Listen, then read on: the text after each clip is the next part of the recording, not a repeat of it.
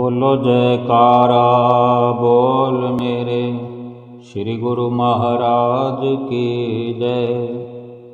सभी गुरुमुख प्रेमियों से सप्रेम जय सच्चिदानंद।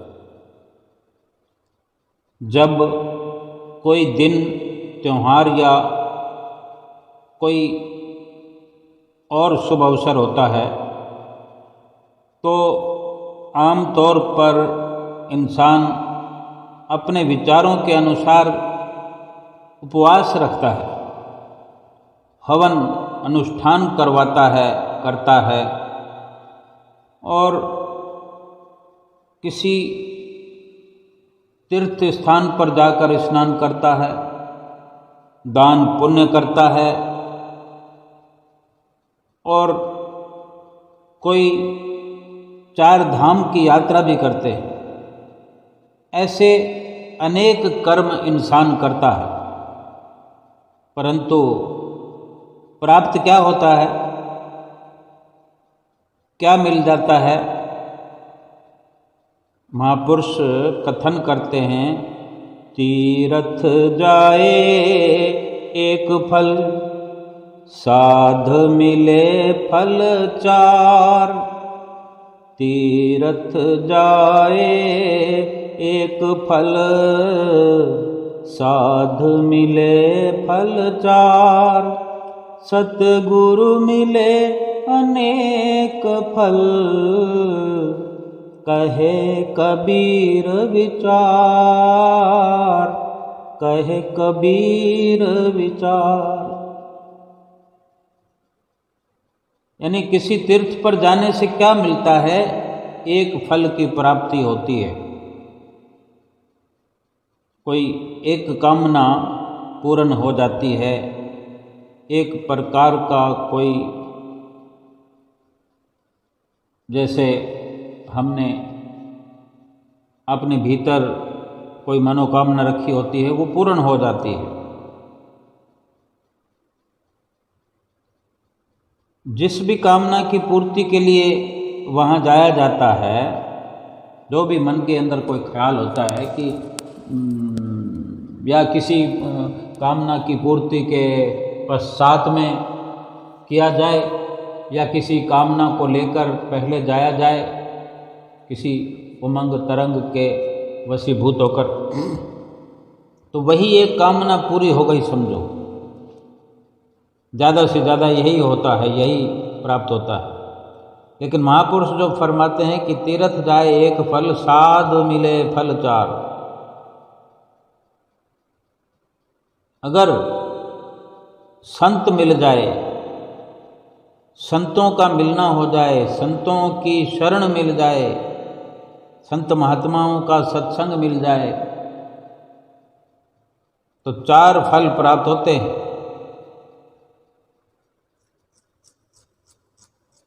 साध मिले फल 4, अर्थात संतों की शरण में पहुंचने से 4 फल, जितने भी शुभ कर्म हैं, अर्थ काम, धर्म अर्थ काम और मोक्ष की प्राप्ति होती है।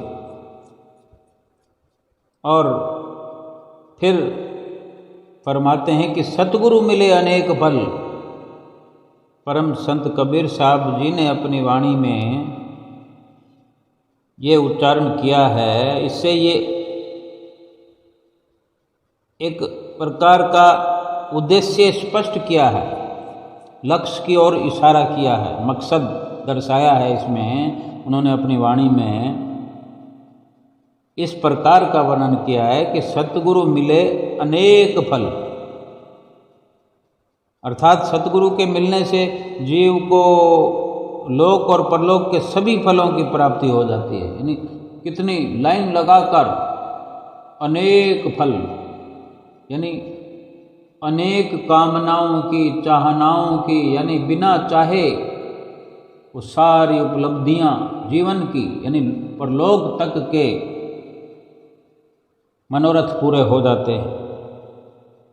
कितना बड़ा लाभ है ये परिपूर्ण संत सतगुरु के मिलने से लोक और परलोक के सभी फलों की प्राप्ति बिना चाहे हो जाती है। जिससे फिर मन में किसी भी प्रकार की अभिलाषा बाकी नहीं रहती। कभी हमने देखा हो, जो सतगुरु के गुरुमुख हैं, या हम स्वयं अपने भीतर विचार करें, अगर हम गुरुमुख हैं, सेवक हैं अपने श्री गुरु महाराज जी के, सतगुरु के, मन में कामनाएं क्यों नहीं होती, चाहना क्यों नहीं है भीतर में कि कुछ चाहिए? अगर इस प्रकार के कोई मनोरथ भीतर नहीं है तो इसका मतलब यही है कि सब कुछ प्राप्त हो गया है, कोई तमन्ना बाकी नहीं रही। लोक परलोक के जो फल हैं वो अभी मिल गए हैं। जीवन रहते हुए, ये शरीर रहते हुए वो सब सफलता प्राप्त हो गई और उसका आनंद ले रहे हैं। एक बार एक तीर्थ पर जाकर एक फल प्राप्त कर लिया, एक मनोरथ पूर्ण कर लिया, एक कामना पूर्ण हो गई, सिद्धि हो गई। ये आम इंसान का एक जीवन चरित्र है। एक तीर्थ के जाने पर कितना क्या कुछ करना पड़ता है, एक छोटे फल के लिए, एक मनोकामना के लिए, एक मनोरथ के लिए। अनेक फल जहाँ आ गए वहाँ पर तो गिनती नहीं है, कोई गिनती नहीं है कि करोड़ों फल मिले, कि अरबों फल मिले, कि लाखों मिले। जितने भी मिले हमारे जीवन से तो बहुत परे की बात है। इस प्रकार अगर एक एक तीर्थ जाकर एक फल की पूर्ति हो गई तो हमारे जीवन में हम इतने तीर्थ तो कर ही नहीं सकते जितने केवल सतगुरु के मिलाप से अनेक फल मिल जाते हैं। इतने फल के लिए हम कितने तीर्थ कर सकते हैं क्या? कई जन्म लग जाएंगे, हजारों लाखों जन्म लग जाएंगे। जितने तीर्थों का फल केवल सतगुरु के मिलने से, मात्र उनके मिलने से, उनकी संगत सोबत से, उनसे जुड़ने से मिलता है, उतने तीर्थ तो हम हजारों जन्मों में भी नहीं कर सकते। ये अगर हम समझें महिमा है, बल्कि ऐसी महामहिमा है सतगुरु के मिलने की, सतगुरु के मिलन की, उनकी शरण में पहुंचने की, उनकी संगत की, उनकी सोहबत की, उनके सत्संग की। सत्संग की महिमा सभी संतों ने मुक्त कंठ से गाई है। संत पलटू साहब जी भी एक स्थान पर कथन करते हैं, पूरब पुण्य भय प्रगट, सत्संग के बीच में जाए पड़ी, आनंद भयो जब संत मिले, वही शुभ दिन वही शुभ घड़ी। मतलब कि पिछले कई जन्मों के पुण्य जब उदय होकर फल देने को आते हैं, तब हमें सत्संग की प्राप्ति होती है, सतगुरु की प्राप्ति होती है। जिसे सत्संग मिल जाए, सत्पुरुष सतगुरु मिल जाएं, वास्तव में उसी के जीवन का वही सबसे महान परम कल्याणकारी आनंद प्रदान करने वाला समय होता है। वही समय, वही अवसर दुर्लभ और शुभ होता है जीवन में।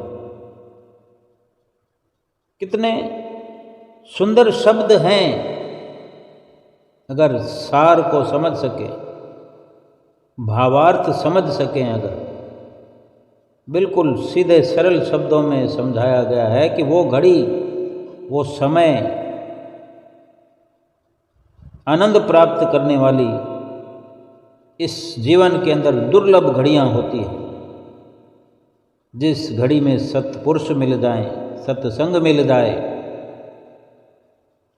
ऐसे दुर्लभ संयोग को पाने पर क्या होता है?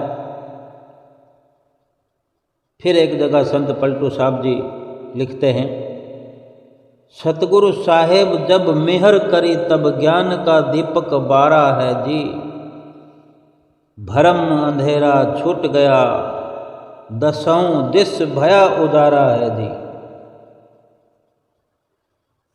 जब सतगुरु मिल जाते हैं और सतगुरु साहिब जब मेहर करते हैं, जब सतगुरु कृपा करके हमारे हृदय में ज्ञान का दीप जगाते हैं, तो वहाँ छाया हुआ जो अज्ञान का अंधकार होता है, जन्म जन्मांतरों से जो अंधेरा छाया होता है, अज्ञान छाया होता है, वो अज्ञान का अंधेरा समाप्त हो जाता है। वहाँ प्रकाश ही प्रकाश हो जाता है, चाहों और उजाला ही उजाला छा जाता है। उस प्रकाश में फिर इस जीव को, हमको सत्य असत्य की परख होने लगती है, परख हो जाती है। एक बार हमारे परम आराध्य देव श्री परमहंस अवतार जगत वंदनीय प्रातः स्मरणीय श्री श्री 108 श्री परमहंस सतगुरु देवदाता दयाल जी श्री पंचम पातशाही जी महाराज ने एक बगीचे में कृपा फरमाई। तो सड़क के किनारे बहुत ही सुंदर सुंदर फूल लगे हुए थे। उन फूलों को निहारते हुए श्री गुरु महाराज जी बड़े प्रसन्न हुए, अत्यंत प्रसन्न हुए। और वहाँ उपस्थित जो सेवक थे, साथ में सेवकों को फरमाया, श्री गुरु महाराज जी के साथ संत मंडली हुआ करती है, भक्त मंडली हुआ करती है, और जहाँ भी कृपा कर फरमाते हैं वहाँ पर सेवक गण भी जो नित्य प्रति सेवा में निरत होते हैं, कुछ और भी गुरुमुख प्रेमी सौभाग्यवश वहाँ आ जाते हैं। तो जो सभी वहाँ पर उपस्थित सेवक गण थे, सबके सन्मुख हो श्री पंचम पातशाही गुरु महाराज जी ने फरमाया कि देखो ये फूल कैसे चमक रहे हैं। अब विचारवान ही जानते हैं कि महापुरुषों के एक एक वचन में गहरा भेद छिपा होता है, रहस्य छिपा होता है, राज से भरे हुए वचन होते हैं संतों महापुरुषों के। इसलिए ये एक वचन जो फरमाए सतगुरु जी ने कि देखो ये फूल कैसे चमक रहे हैं, ये रहस्य से भरे हुए वचन हैं, बहुत ही सार गर्भित। यहाँ फूलों के माध्यम से श्री सद्गुरुदेव दाता दयाल जी महाराज ने उपदेश दिया है कि जिस प्रकार बागवान की देख रेख में रहकर ये फूल चमक रहे हैं, इसी प्रकार अपने सतगुरु की आज्ञा के दायरे में रहने वाले गुरुमुखों का जीवन भी चमकने लगता है, आदर्श बन जाता है। और फिर ऐसे गुरुमुख जन फूलों की तरह चमकते हुए जहाँ भी जाते हैं, वो अपने फूलों की जैसी भक्ति की जो महक है, भक्ति की महक से जहाँ जहाँ भी जाते हैं सारे वातावरण को भक्ति से सुगंधित कर देते हैं, भक्ति की महक से महका देते हैं। ये कोई बहुत गहरे समझने वाली नहीं, बल्कि सीधी सी साधारण बात है कि गुरुमुख प्रेमी हम स्वयं विचार करें कि हमें जो अपने सतगुरु से इतना लगाव है, उनसे जो हमें भक्ति का संदेश नित्य प्रति प्राप्त होता रहता है, हमारे भीतर जो उनके आदेश निर्देश, उनकी आज्ञा से भरे हुए वचन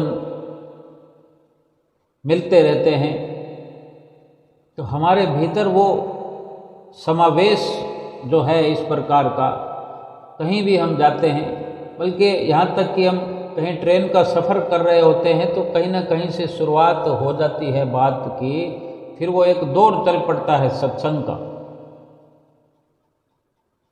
यही महक होती है कि जो अपने भीतर खिला हुआ है, अपने भीतर कोई चमक है, अपने भीतर कोई महक है, वो महक फिर दूर दूर तक वातावरण को महका देती है। फिर इस प्रकार के सतगुरु के गुणानुवादों की झड़ी लग जाती है। बार बार अपने सतगुरु का गुणानुवाद गुरुमुख प्रेमी जहाँ भी जाते हैं करते हैं, कभी सीधे तौर पर, कभी गुप्त तौर पर घुमा फिराकर उनको अपने सतगुरु के अलावा और किसी का गुणगान करना अच्छा लगता ही नहीं। उनकी महिमा का गायन करना ही जैसे गुरुमुख का लक्ष्य बन जाता है। मतलब कि महापुरुषों की शरण में जो भी कोई आ जाता है, महापुरुष उसका लोक परलोक संवार देते हैं। हमारे जीवन का क्या मोल था, और जब सतगुरु की चरण शरण हासिल हुई, क्या मोल हो गया हमारे जीवन का, क्या हमें पता नहीं है। हम फिर से आज अंदाज़ा लगाकर देखें कि हमारे जीवन का महत्व, जो कि जीवन हमारा महत्वहीन था,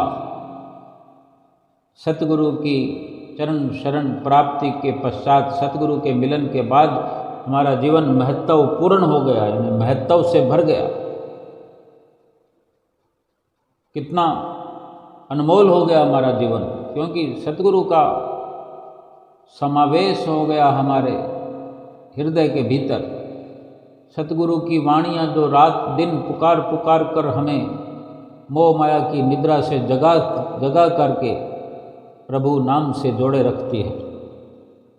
एक बार श्री श्री 108 श्री पंचम पातशाही जी महाराज के पावन दर्शन के लिए 4 सज्जन उपस्थित हुए। जब सब ने माथा टेक लिया, चारों ने, तो उनमें से एक सज्जन से श्री गुरु महाराज जी, श्री पंचम पातशाही जी दाता दयाल महाराज जी ने पूछा कि भगत जी क्या बात है, आप बहुत उदास दिखाई दे रहे हैं। तो उस समय उन भगत जी की आँखों से आंसू बहने लगे। कुछ दुख तो भीतर ही भीतर था ही, लेकिन श्री गुरु महाराज जी के इस प्रकार हालचाल पूछने की देर थी और उनकी आँखों से आंसुओं की झड़ी लग गई और फिर से वे श्री चरणों में नतमस्तक हो गए। तो कहते हैं, बोल नहीं पा रहे, आवाज़ रुक रुक कर रुंधे स्वर में, रुंधे हुए कंठ से विनती भरी आवाज़ निकली कि मैंने केवल सुना था, मैंने केवल सुना था, लेकिन आज देख भी लिया कि आप तो दिलों की जानते हैं, आप घट घट वासी हैं।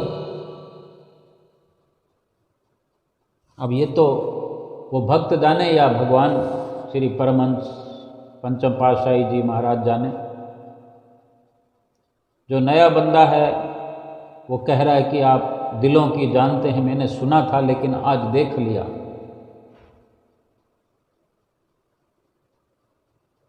क्योंकि वो जो सज्जन पुरुष थे, वो भगत प्रेमी जो थे, जिनसे श्री गुरु महाराज ने पूछा, वो किसी कारणवश से बहुत परेशान थे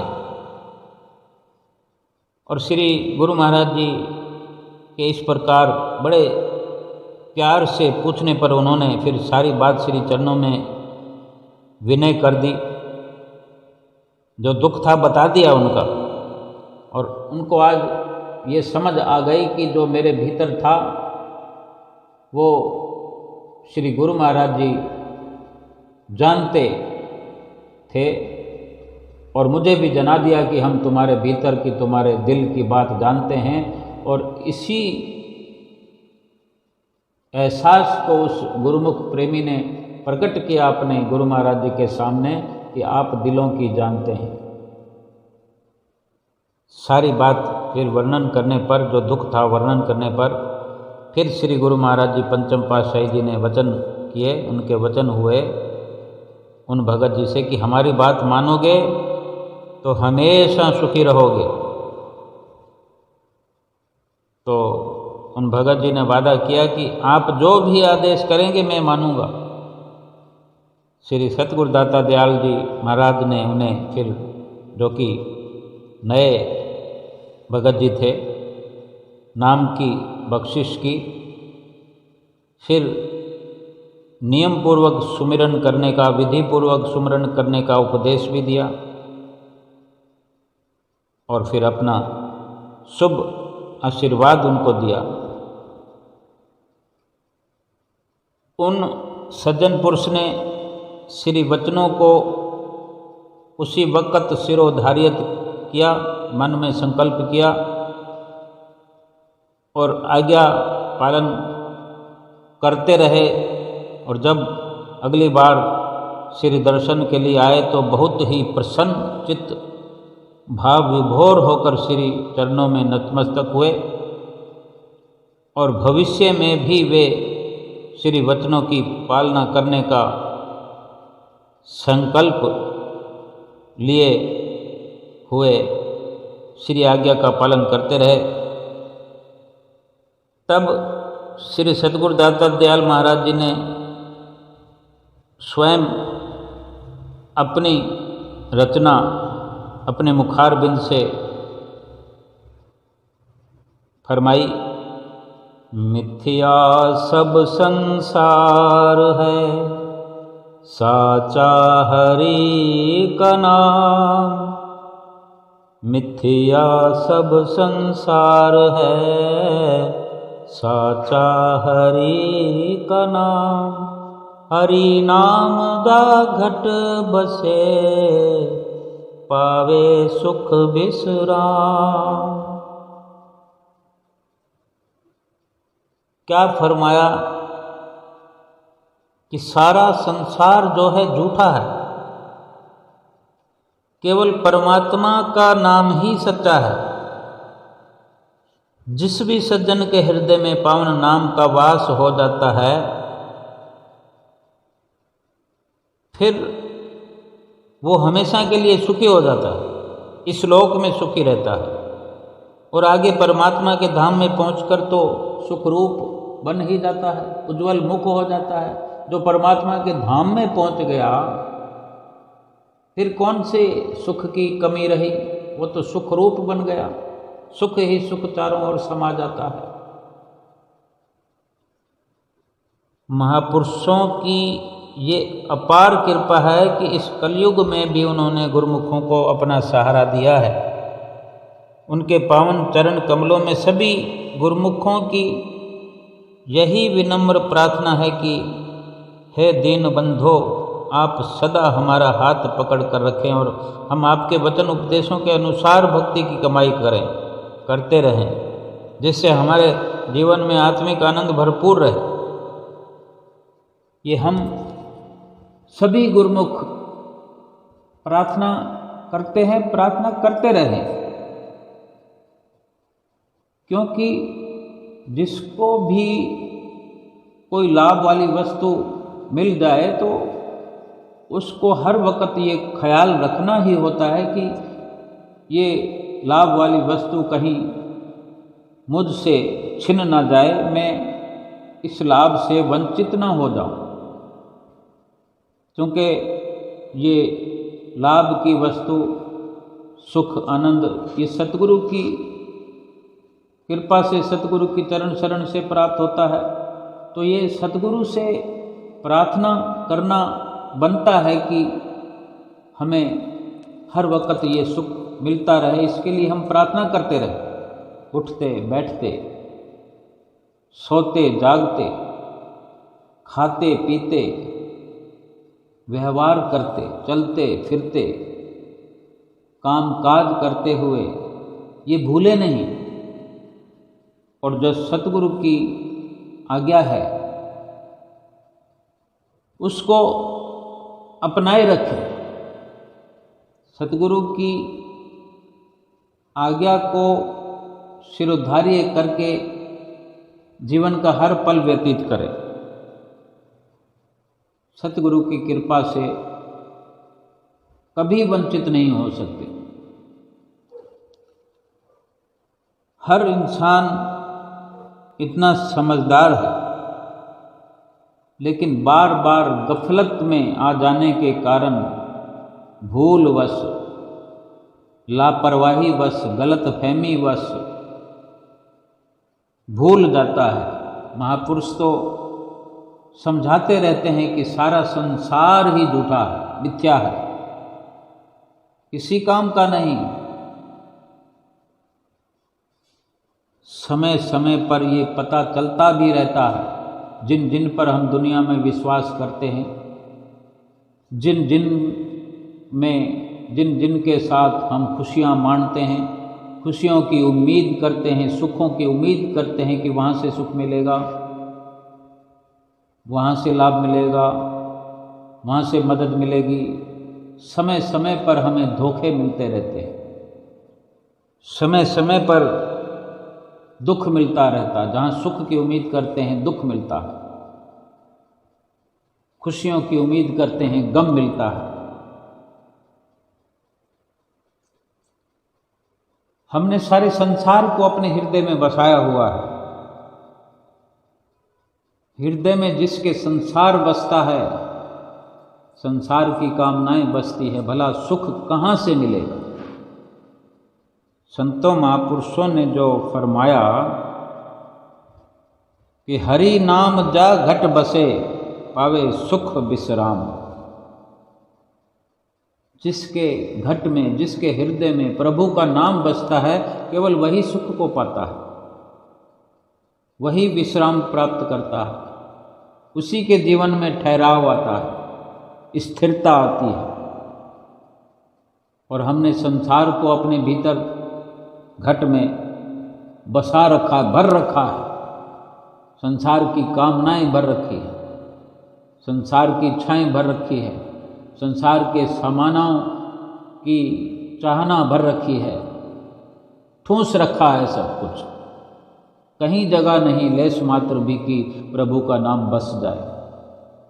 प्रभु के नाम का ख्याल ही नहीं, केवल संसार की रचना के ही पीछे पड़े हैं। सारे संसार की रचना को ही अपने भीतर हृदय में जगह दे रखी है। और महापुरुषों ने फैसला दे दिया कि मिथ्या सब संसार है,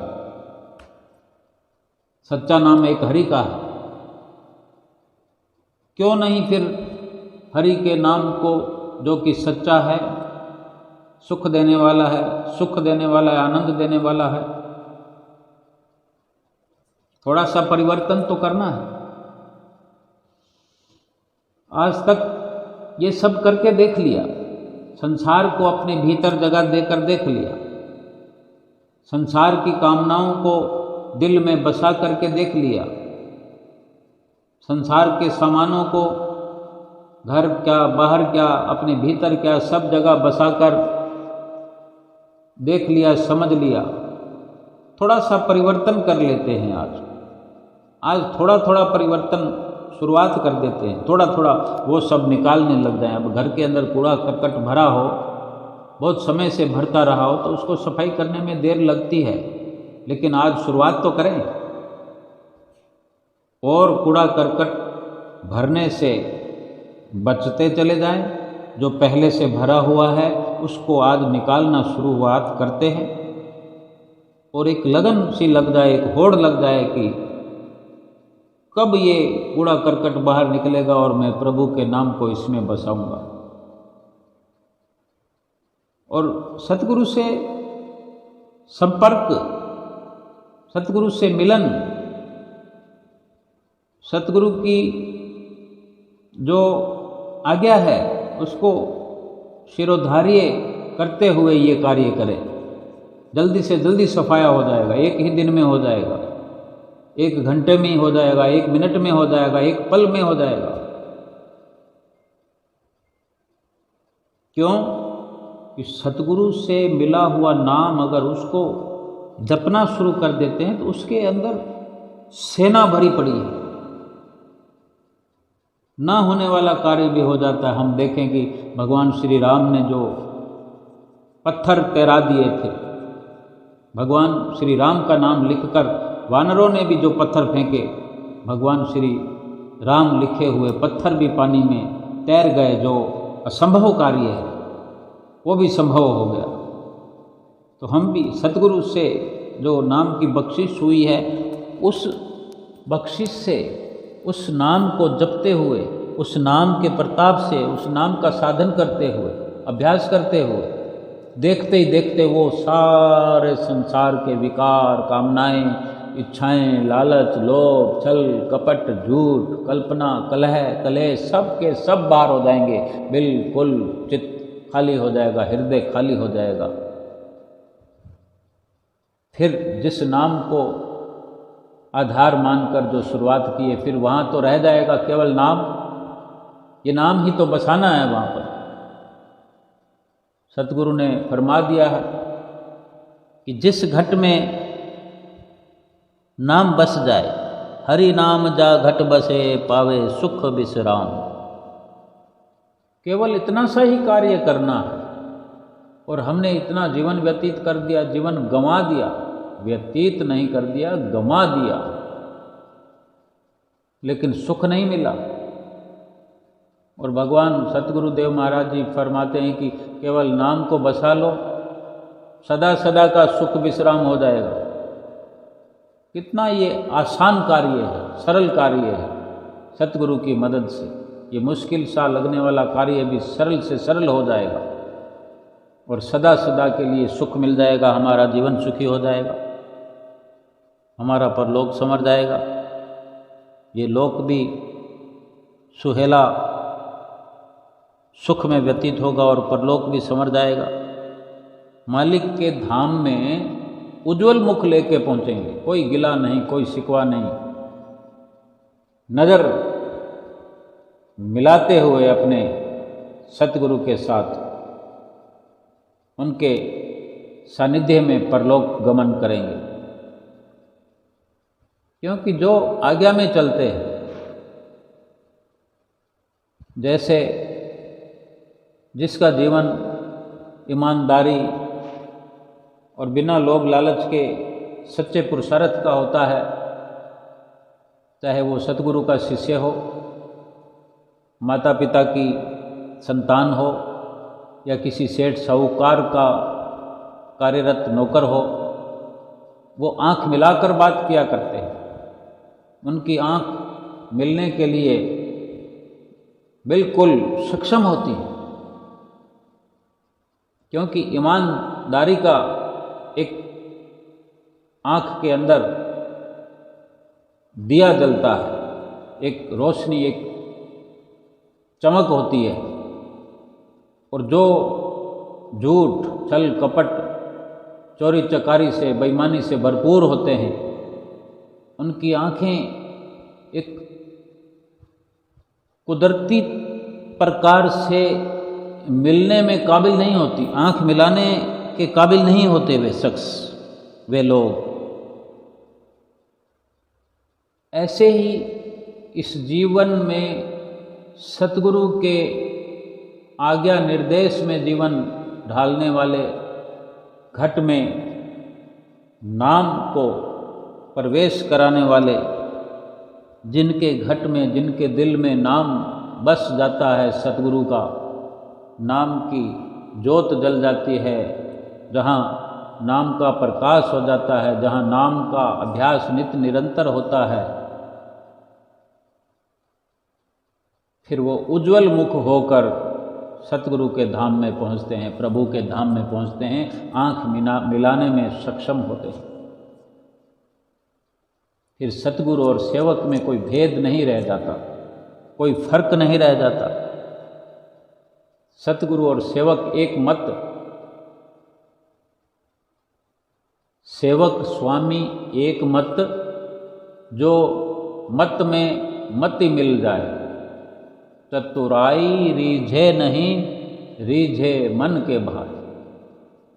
केवल मन के भाव से सतगुरु रीझ जाते हैं, प्रसन्न होते हैं, प्रसन्न हो जाते हैं। प्रसन्नता मिल जाती है सेवक को अपने स्वामी की, क्योंकि वहाँ चतुराई नहीं है, सेवक की ओर से चतुराई नहीं है, आज्ञा की पालना है। सतगुरु की मति में जो सेवक मति अपनी मिला देता है, उन्हीं की सोच में हाँ जी हाँ जी हाँ जी करते हुए सब कार्य सिरोधार्य करते हुए करता चला जाता है, वहाँ चतुराई का लेश मात्र नहीं होता। फिर वो सेवक और सतगुरु में कोई भेद नहीं, वहाँ एकता हो जाती है, फिर अनेकता नहीं रहती। और वही सेवक सतगुरु के निज धाम में उज्जवल मुख होकर पहुँचते हैं। और ये सतगुरु का बिरद है, अपने ऐसे अनन्य सेवकों को कभी भी अपने से दूर नहीं करते।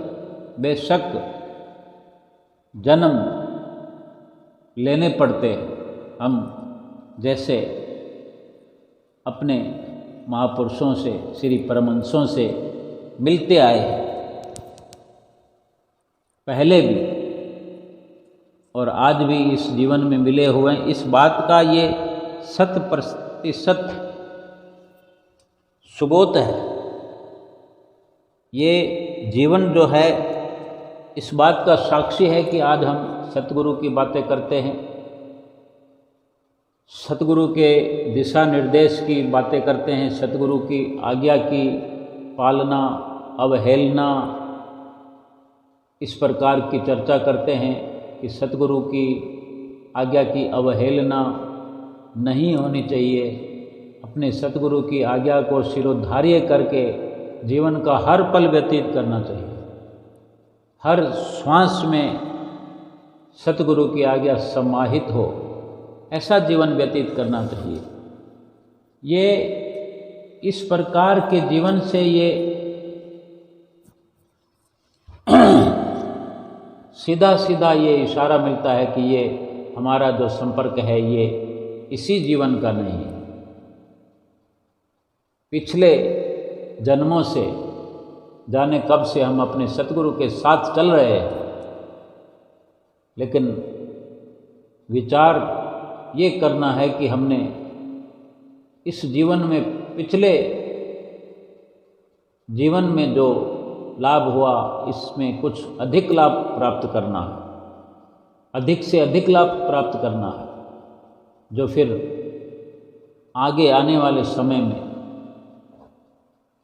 हमारी रसाई सतगुरु से हो सके, सतगुरु से, परमात्मा से हमारी आत्मा का एकाकार हो जाए। इसके लिए संभव प्रयास करते हुए जितना अधिक से अधिक हम कर सके। वक़्त तो यही है, फिर अवसर बार बार नहीं मिलते हैं, और मिलते हैं तो कितना, क्या इंसान का जो जन्म है वो क्या आसान है? इंसान की मनुष्य योनि मिलना क्या आसान है? और अगर मनुष्य योनि मिलना आसान है तो क्या मनुष्य योनि को निभाना आसान है? हम ये क्यों देखें कि 84 लाख योनियों से तो हमारा जीवन श्रेष्ठ है, केवल इसी पर इतराते रहें? लेकिन जन्म लेना कितना मुश्किल है, इस जन्म को भोगना कितना मुश्किल है। वो समय जो माता के गर्भ में हमारा ये जीवन दुख झेल रहा होता है, एक एक पल किस प्रकार से बीतता है, और फिर जन्म होने के बाद भी कुछ नहीं हम बयां कर सकते कि हमें भूख लगी है, कि हमें प्यास लगी है, कि हमें दुख हो रहा है, कि हमें दर्द हो रहा है, ठंड लग रही है कि गर्मी लग रही है, हमारा क्या मन करता है? केवल रोना ही रोना, रोना ही रोना। क्या बार बार रोते रहेंगे जन्म ले लेकर?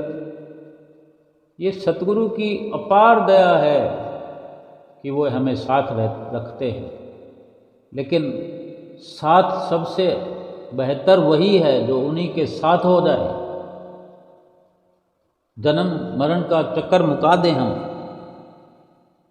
उन्हीं के साथ मिलन हो जाए, अपनी आत्मा का उन्हीं के साथ एकाकार हो जाए, जन्म मरण से छुटकारा हो जाए, 84 की कैद से छुटकारा हो जाए, गर्भ योनियों की मार ना झेलनी पड़े बार बार। यही सत्यता है मनुष्य जीवन की, कि मनुष्य जीवन में आकर के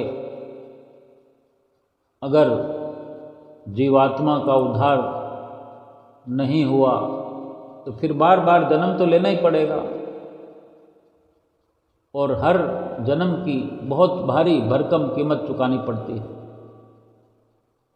कितने पाप फिर भी हो जाते हैं, भजन भक्ति की राह पर चलते हुए भी जाने अनजाने पाप कर्म होते रहते हैं।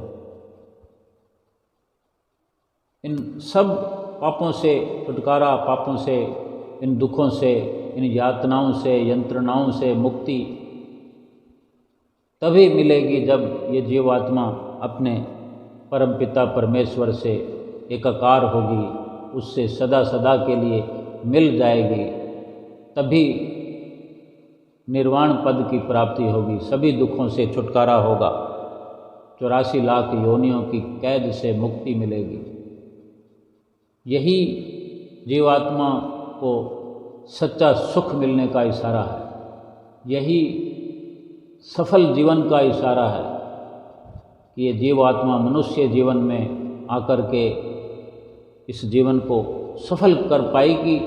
परमात्मा से एकाकार हुआ, परमात्मा से संपूर्ण मेल हो गया, शारीरिक मेल सतगुरु से होकर के नाम भक्ति की कमाई से जीवात्मा का परमात्मा से संपूर्ण मेल हुआ कि जीवात्मा अपने अंशी परमात्मा से हमेशा हमेशा के लिए मिल गई, हमेशा हमेशा के लिए छुटकारा हो गया।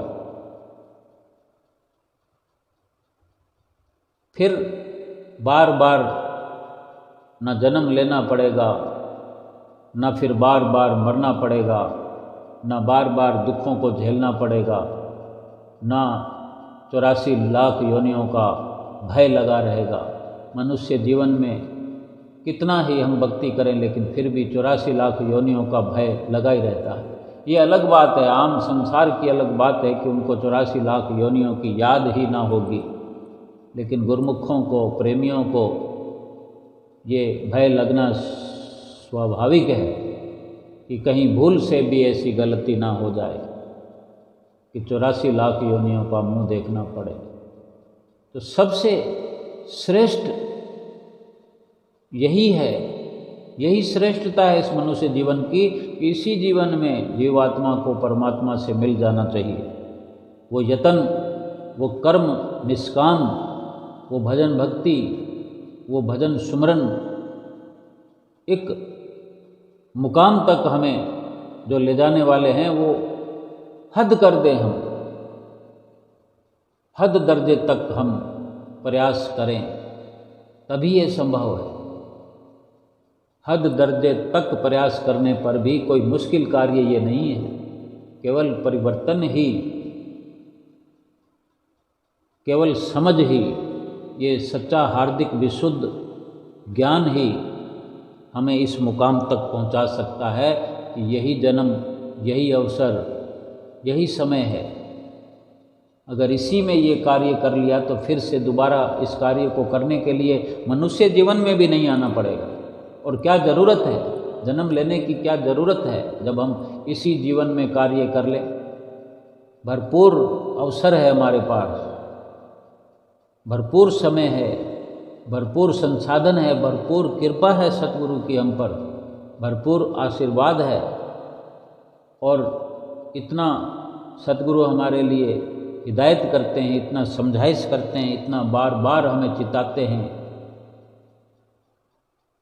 यही है अवसर, यही ये वेला। फिर बार बार ऐसा अवसर नहीं आना।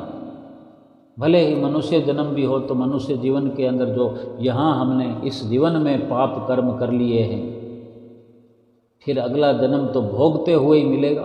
मनुष्य जीवन भी मिलेगा तो उसमें भोग कर्म तो साथ लगे रहते हैं, लेकिन यहाँ निष्काम कर्म करते हुए हम अपने जीवन का लाभ उठा लें, जीवन को सफल कर लें तो क्या अच्छा रहे, कितना अच्छा होगा, कितना श्रेष्ठ जीवन कहलाएगा, कितने श्रेष्ठ कर्म करते हुए श्रेष्ठ पदवी को प्राप्त कर लेंगे, जो कि जीवात्मा को परमात्मा से मिलाने की सबसे श्रेष्ठ पदवी है। उसी को प्राप्त करने के लिए ही ये इतने यत्न, इतनी फरियादें, इतनी विनंतियां करते करते मनुष्य जीवन की हमने याचना की, मांग की, पुकार कर कर के ये जीवन पाया है। फिर क्यों ना इसी जीवन में हम सदा सदा का लाभ प्राप्त करें। आओ संकल्प करते हैं, अपने श्री गुरु महाराज जी से विनती करते हुए, दंडवत करते हुए, हाथ जोड़कर प्रार्थना करते हुए कि हे मेरे सतगुरु, इसी जीवन में हम अपनी जीवात्मा का परमात्मा से एकाकार करने में सक्षम हो जाएं, ऐसी हम पर कृपा करो, आशीर्वाद करो। हम भजन सुमरन करने में कोई देर ना करें, अधिक से अधिक आपके वचनों का पालन करते हुए अपना लोक परलोक सुखी कर लें, अपना जीवन सफल कर लें और आपकी ढेर सारी प्रसन्नता प्राप्त करके इस लोक से परलोक की ओर जाएं। बोलो जयकारा बोल मेरे श्री गुरु महाराज की जय।